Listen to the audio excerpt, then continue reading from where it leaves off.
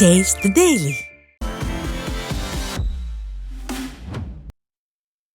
தஞ்சாவூர் மாவட்டம் கும்பகோணம் அருகே உடைந்து விழும் நிலையில் உள்ள மின்கம்பங்களை விடிய அரசு மாற்றித்தர கோரி அப்பகுதி மக்கள் வலியுறுத்தி உள்ளனர். கும்பகோணம் அருகே திருபுவனம் தீபம் நகரில் உள்ள மின்கம்பங்கள் முற்றிலும் சேதமடைந்தும் சிமெண்ட் பூச்சுக்கள் பெயர்ந்து கம்பிகள் தெரியும் அளவிற்கு உள்ளதால் அப்பகுதி மக்கள் அச்சமடைந்துள்ளனர். எனவே அசம்பாவிதம் ஏற்படுவதற்கு முன்பு இந்த மின்கம்பங்களை மாற்றி வேறு மின்கம்பங்கள் அமைத்து தர அப்பகுதி மக்கள் வலியுறுத்தி உள்ளனர். விடியா திமுக ஆட்சியில் மின்துறையின் அலட்சியத்தால் பொதுமக்களின் பாதுகாப்பு கேள்விக்குறியாகி உள்ளது. இங்குள்ள மக்கள் இந்த போஸ்ட்மார்ட்டம் மாற்றணும்னு சொல்லி 1 வருஷம் 1.5 வருஷமாக அந்த ரிப்போர்ட் பண்ணிகிட்டு இருக்காங்க. நானும் இந்த சம்மந்தப்பட்ட அதிகாரிகிட்டையும் பஞ்சாயத்து போர்ட்லையும் சொல்லிகிட்டு இருக்கேன். ஆனால் யாரும் இதுக்கான ஸ்டெப்பை எடுக்கிறதே கிடையாது. ஆனால் இங்கே உள்ள மக்கள் ரொம்ப துன்புறத்துக்கு இருக்காங்க. மேலே லைன் பாருங்கள், இந்த வீட்டுடைய செவுரில் சிமெண்ட்டு பூச முடியாமல் லைன் இருக்குது. ஆமாம், இந்த போஸ்ட் மரம் ரொம்ப நாளாகவே டேஞ்சர் பொசிஷனில் தான் இருக்குது. நானும் நிறைய வாட்டி இங்கே லைன் ஃபால்ட்டாக இருக்கிற போது போஸ்ட்மேன்ஸ்லாம் வந்திருக்காங்க. நான் சொல்லியிருக்கேன் அவங்கக்கிட்டேயும் இது மாதிரி இருக்குது அப்படின்னு. அவங்களும் போய் டைரெக்டாக நீங்கள் சொல்லுங்கள், நாங்களும் சொல்லியிருக்கோம் அப்படின்னு சொன்னாங்க. நான் போய் டைரெக்டாக ஒரு ரிட்டன் கம்ப்ளைண்ட் கொடுத்துட்டு வந்துட்டேன் ஜேஇ ஆக்ஷன் எடுக்கிறேன்னு சொன்னாங்க. போன ஜூன் மாதம் கொடுத்தேன். இந்த ஜூனே வந்துருச்சு, முடியவே போகுது. இன்னும் அதுக்கான எந்த ஒரு ஆக்ஷனும் எடுக்கவே இல்லை. ரொம்ப டேஞ்சர் பொசிஷனில் இருக்குது. நீங்களே பார்த்தீங்கன்னாலே தெரியும்.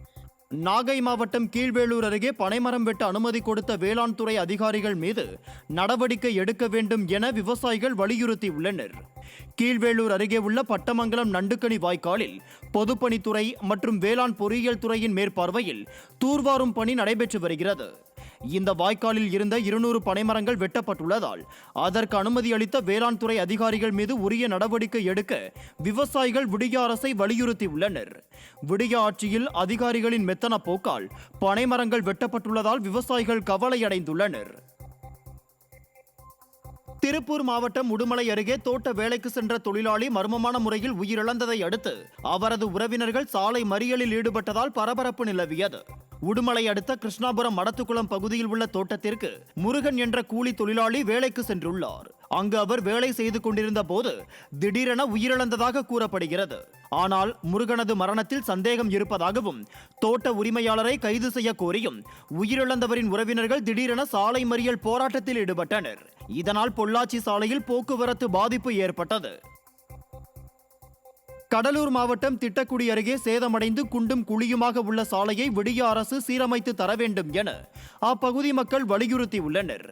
திட்டக்குடி அருகே சிறுமுளையில் இருந்து நாவலூர் செல்லும் சாலையில் சுமார் 5 கிலோமீட்டர் தூரம் முற்றிலும் சேதமடைந்து மக்கள் பயன்படுத்த முடியாத நிலையில் உள்ளது. எனவே குண்டும் குழியுமாக உள்ள சாலையை விடிய அரசு சீரமைத்து தர வேண்டும் என அப்பகுதி மக்கள் வலியுறுத்தி உள்ளனர்.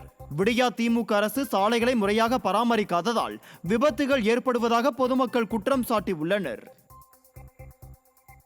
கோவை மாநகரில் போக்குவரத்து விதிகளை மீறும் வாகனங்களால் விபத்து ஏற்படும் அபாயம் ஏற்பட்டுள்ளது.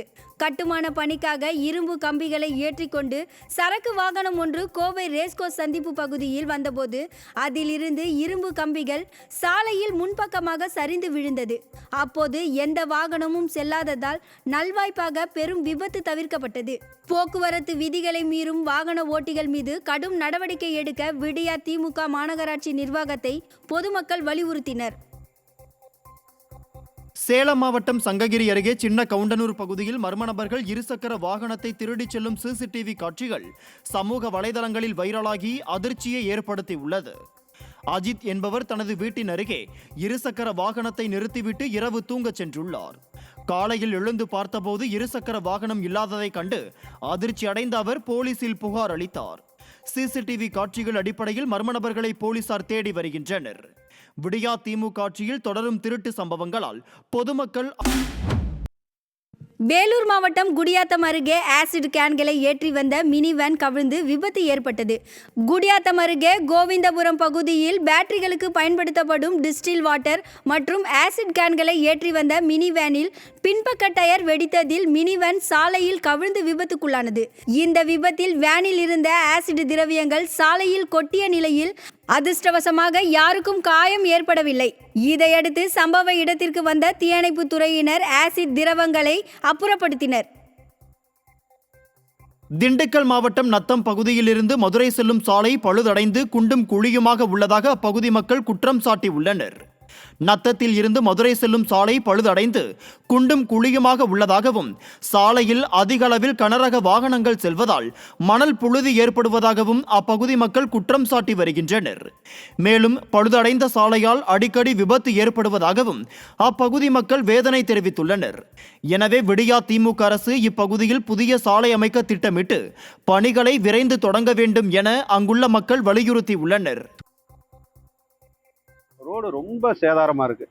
இந்த ரோட்டோட இது பார்த்தீங்கன்னாக்கா, காலையில் பள்ளிக்கூடம் போகிற பசங்கள்லேருந்து எல்லா பேரும் ரொம்ப கஷ்டப்படுறாங்க. தூசி பள்ளம் இந்த மாதிரி ஆகிறனால ரொம்ப எல்லாரும் சிரமத்துக்குள்ளாகி நாங்கள் ரொம்ப கஷ்டப்பட்டுக்கிட்டு இருக்கோம். இதுக்கு என்ன தீர்வுன்னு தெரியல. நாங்களும் பலமுறை சொல்லியும் இது எந்த ஒரு இதுவும் எடுக்கலை. இதில் கனரக வாகனங்கள் இப்போ போகிறதுனால நிறைய விபத்துகளும் ஏற்படுது. எங்களால் சரிவர அதனால் செய்ய முடியல, போக முடியல. எங்களால் ஒரு சரியான நிலைமைக்கு வர முடியல. புதுக்கோட்டை மாவட்டம் மார்த்தாண்டபுரத்தில் இருதய ஆண்டவர் ஆலயத்தில் தஞ்சை மறை மாவட்டத்திலேயே முதல் முறையாக 66 அடி உயரம் கொண்ட கொடிமரம் நடப்பட்டு புனித கொடி ஏற்றப்பட்டது. இருதய ஆண்டவர் ஆலயத்தில் புதிய கொடிமரம் அமைக்கப்பட்டு இருதய ஆண்டவர், இருதய மாதா படங்கள் பொறிக்கப்பட்ட கொடியை எடுத்துக்கொண்டு ஏராளமான கிறிஸ்தவர்கள் ஊர்வலமாக வந்தனர். இதனையடுத்து புனித கொடியானது 66 அடி உயரம் கொண்ட கொடிமரத்தில் ஏற்றப்பட்டு சிறப்பு திருப்பலி நடைபெற்றது. இதில் ஏராளமான கிறிஸ்தவர்கள் கலந்து கொண்டு வழிபாடு செய்தனர். சேலம் மாவட்டம் ஏற்காட்டில் உள்ள கிளியூர் அருவியில் தண்ணீர் வரத்து அதிகரித்துள்ளதால் சுற்றுலா பயணிகள் குளித்து மகிழ்ந்தனர்.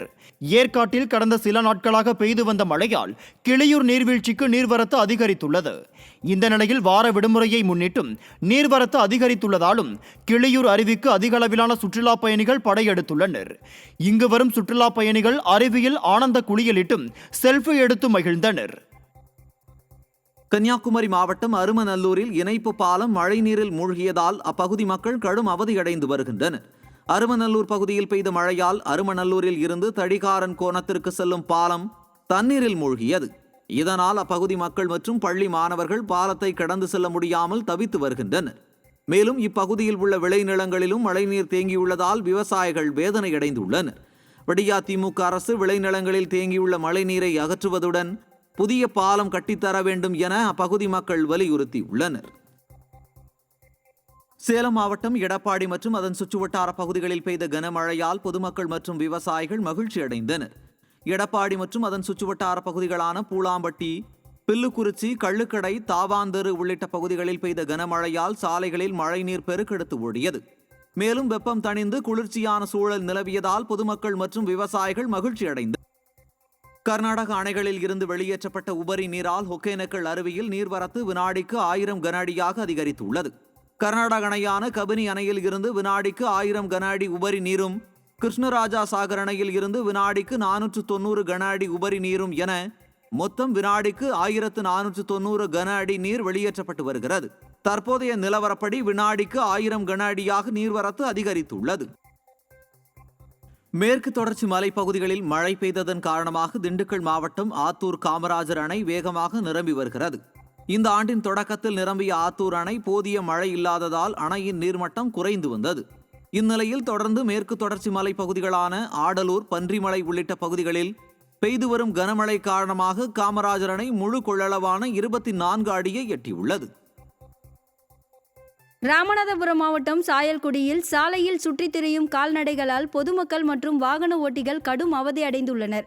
கன்னியாகுமரி ராமேஸ்வரம் சாலை மற்றும் பேருந்து நிலையம் பகுதிகளில் சுற்றித் திரியும் கால்நடைகள் பொதுமக்களை அச்சுறுத்துவதுடன் வாகனங்களில் குறுக்கே செல்வதால் வாகன ஓட்டிகள் விபத்தில் சிக்கி காயமடைந்து வருகின்றனர்.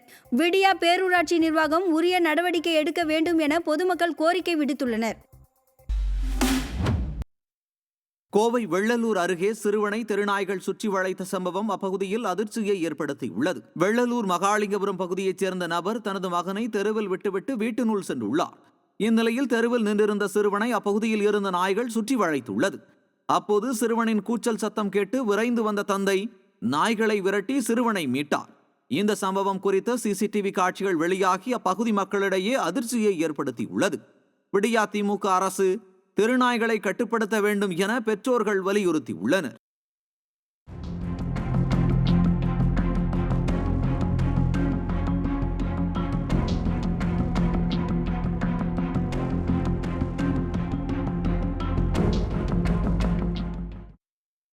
திருநெல்வேலி மாவட்டம் மேலப்பாளையம் அருகே கழிவுநீர் ஓடை தாமிரபரணி ஆற்றில் கலப்பதால் ஆற்று நீர் மாசடைந்து வருவதாக அப்பகுதி மக்கள் குற்றம் சாட்டியுள்ளனர்.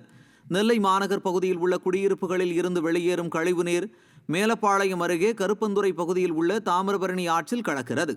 மேலும் இந்த கழிவுநீர் கலக்கும் பகுதிக்கு அருகிலேயே மேலப்பாளையம், நத்தம் உள்ளிட்ட பகுதிகளுக்கு குடிநீர் விநியோகம் செய்யும் உறைக்கிணறு இருப்பதால் கழிவுநீர் குடிநீரில் கலந்து துர்நாற்றம் வீசுவதாக அப்பகுதி மக்கள் வேதனை தெரிவித்துள்ளனர். எனவே தாமிரபரணி ஆற்றில் கழிவுநீர் கலப்பதை விடியா திமுக அரசு தடுத்து நிறுத்த நடவடிக்கை எடுக்க வேண்டும் என பொதுமக்கள் வலியுறுத்தியுள்ளனர். இந்த மேலப்பாளையம் சாக்கடைலாம் தாமிரபரணி ஆற்றில் கழிவுநீர் ஓட வழியாக குடிநீரில் கலக்கு. பக்கத்தில் அந்த உரக்கிணறு நீர் மேல்நிலை தொட்டிலாம் இங்கே தான் இருக்குது. அதுக்கு பம்பிங் செய்கிற கிணறுலாம் இங்கே தான் இருக்குது. இது மூலமாக தான் குடிநீர்லாம் சப்ளை பண்ணிக்கிட்டு இருக்காங்க.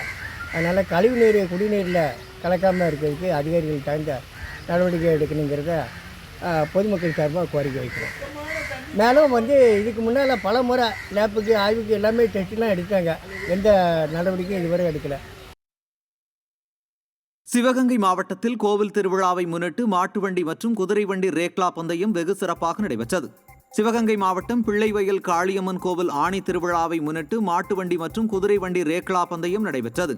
இதில் சிவகங்கை, மதுரை, புதுக்கோட்டை உள்ளிட்ட மாவட்டங்களில் இருந்து 25 ஜோடி மாடுகள் பங்கேற்றன. போட்டியில் பங்கேற்ற மாடுகள் பந்தய தூரத்தை நோக்கி சீறி பாய்ந்து ஓடின. விறுவிறுப்பாக நடைபெற்ற போட்டியை சுற்றுவட்டார கிராம மக்கள் கண்டு ரசித்தனர்.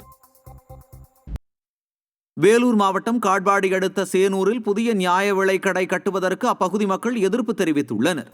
இந்திரா நகர், ஜேபி நகர் உள்ளிட்ட பகுதிகளில் 200க்கும் மேற்பட்ட குடும்பங்கள் வசித்து வருகின்றனர். இப்பகுதியினருக்கு அரசு நியாய விலைக் கடை தற்போது ஜிஎன் நகர் பகுதியில் கட்டப்பட்டு வருகிறது. இந்நிலையில் 1 கிலோமீட்டர் தூரம் இருப்பதால் பெண்கள் மற்றும் முதியோர் கடும் அவதியடைவார்கள் என்பதால் அனைத்து பகுதிகளுக்கும் பொதுவான இடத்தில் நியாய விலைக் கடை கட்ட வேண்டும் என அப்பகுதி மக்கள் வலியுறுத்தியுள்ளனர்.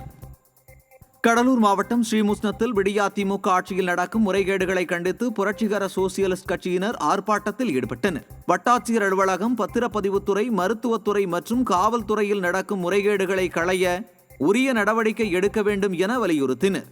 மேலும் ஆர்ப்பாட்டத்தில் பங்கேற்றவர்கள் விடியா திமுக அரசுக்கு எதிராக கண்டன கோஷங்களை எழுப்பினர். திருவாரூர் மாவட்டத்தில் மழையினால் பாதிக்கப்பட்ட நெல் மற்றும் பருத்தி பயிர்களுக்கு இழப்பீடு வழங்க வேண்டும் என விடியா அரசுக்கு டெல்டா விவசாயிகள் கோரிக்கை விடுத்துள்ளனர். திருவாரூர் மாவட்டத்தில் கடந்த சில நாட்களாக பெய்த கனமழையால் பயிரிடப்பட்ட நெல் மற்றும் பருத்தி விவசாயம் கடுமையாக பாதிக்கப்பட்டுள்ளது. இதனால் சேதமடைந்த பயிர்களுக்கு உரிய நிவாரணம் வழங்க வேண்டும் என நன்னிலம் வட்டாட்சியரிடம் மனு அளித்து விடியா அரசுக்கு டெல்டா விவசாயிகள் கோரிக்கை வைத்துள்ளனர். தமிழக அரசு விவசாயிகள் வாழ்வாதாரம் பாதித்து கொண்டே இருக்கிறது. என்னவென்றால் டெல்டா மாவட்டத்தில் அனைத்தும் பருத்தி விவசாயிகள் செய்து இயற்கை சீற்றத்தினால் பருத்தி அழிவு அதிகமாக ஆகிவிட்டது. இதுக்கு நிவாரணம் வழங்க வேண்டும், இன்சூரன்ஸும் வழங்க வேண்டும்.